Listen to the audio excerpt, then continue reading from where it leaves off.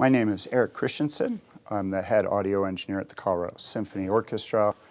I've been here for 19 years. I've been doing live audio for about 30. My area of expertise at this point is doing live audio for orchestra. So in about the past 10 years, the Colorado Symphony, a lot of orchestras, have started to do a lot more amplified shows. I would say our ratio right now is probably about 40% of our shows are amplified. These can be all sorts of pop artist shows. These can be movie soundtrack shows. So it's really become a big part of what we do here is the collaborative shows, the amplified shows. So for me, it's a big part of what I'm doing here now. Some of the biggest factors are the bleed from the other instruments, whether it's a loud rock drummer, a loud guitar amp, or even just stage monitors. In addition to those factors are the environmental factors. We do quite a few shows here in Colorado outside. Red Rocks, we do several other outdoor amphitheaters and venues. And Mother Nature really doesn't take a break. So wind has always been a really big detriment to amplifying stringed instruments especially. Woodwinds aren't easy either, but the stringed instruments are particularly hard, especially when you start talking about the lower registered string instruments such as the cellos or basses.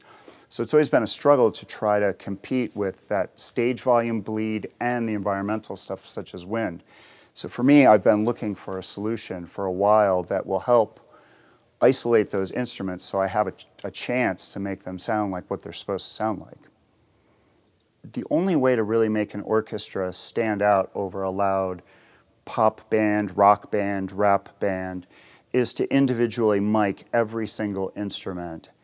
Over all this time, it's been really a struggle finding something that reproduces stringed instruments in a way that sounds natural, a way that I can put them above or in the balance with the rock band that we're collaborating with. So for me, I have to have a microphone on every single instrument in the orchestra. I've been having some issues with doing live shows, especially outdoors, with the environmental factors. So I started just doing internet searches for new solutions for me. I just needed to find a better way to amplify orchestras when we're outside, when we're doing loud rock collaborative shows. And one day I just happened upon REMIC's website and I thought, this looks really interesting. This is exactly what I'm looking for. And I put a lot of hope in that, and then from there I was able to get some microphones to try out. I wanted to try both microphones. I ended up going with the live version.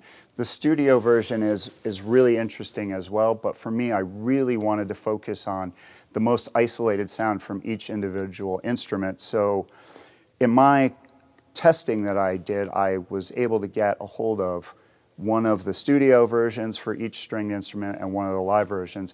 I ultimately ended up thinking that the live version, for dealing with the isolation I wanted, for just getting the right sound where I wasn't getting bleed from either environmental stuff or from bleed from other instruments on stage, really the live one was for me. I think some other artists might like the studio version because you would get some of that bleed, but for me, the live version was really the answer of what I'd been looking for quite some time.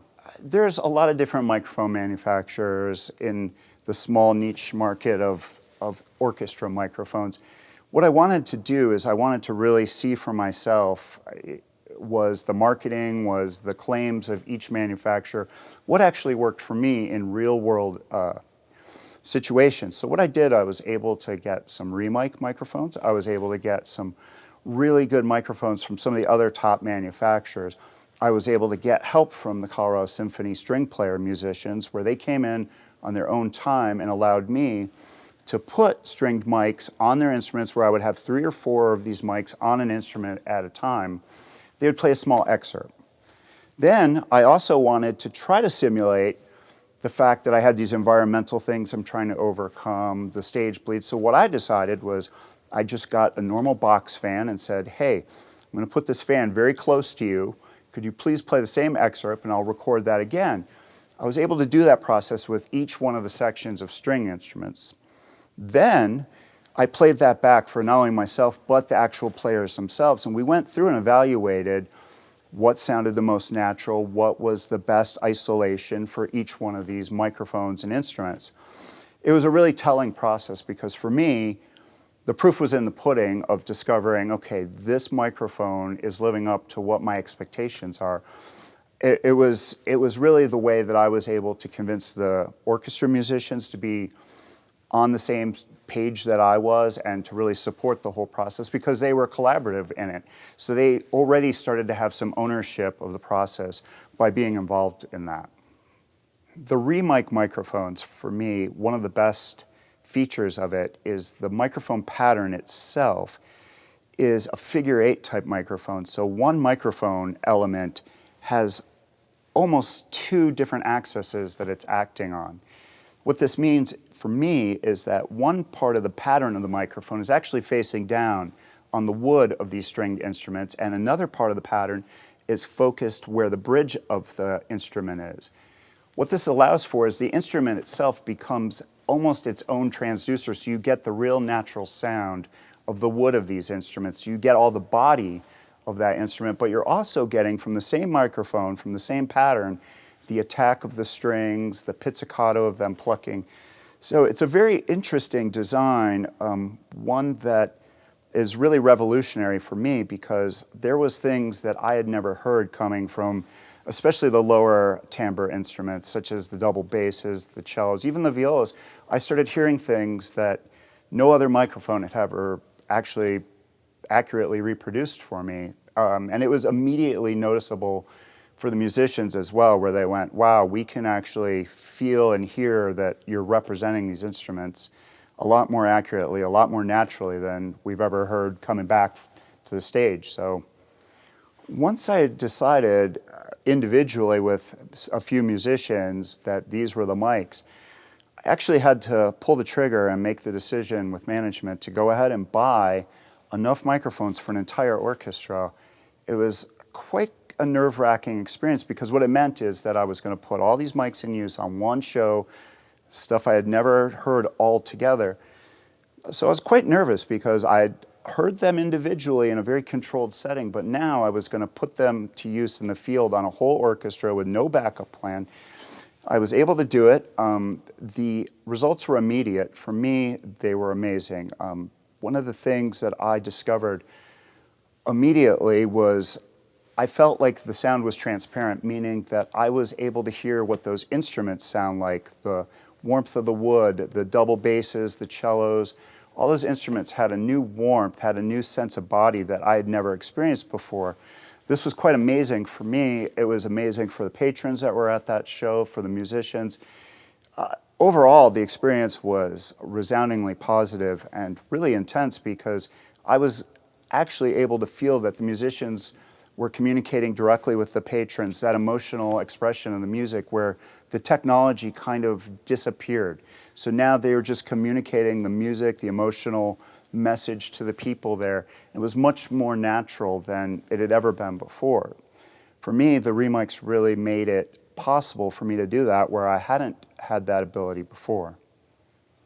The REMIC microphones have really allowed me to have the string section, the whole orchestra, but the string section in particular, actually be able to be balanced with pop acts. In the past, either environmentally or the stage bleed volume, once they get to a certain level, once the wind would get to a certain level, I had nowhere to go. If I turned the string sections up anymore, they would just feed back. I would have to do EQ tricks that made them sound very thin or unnatural.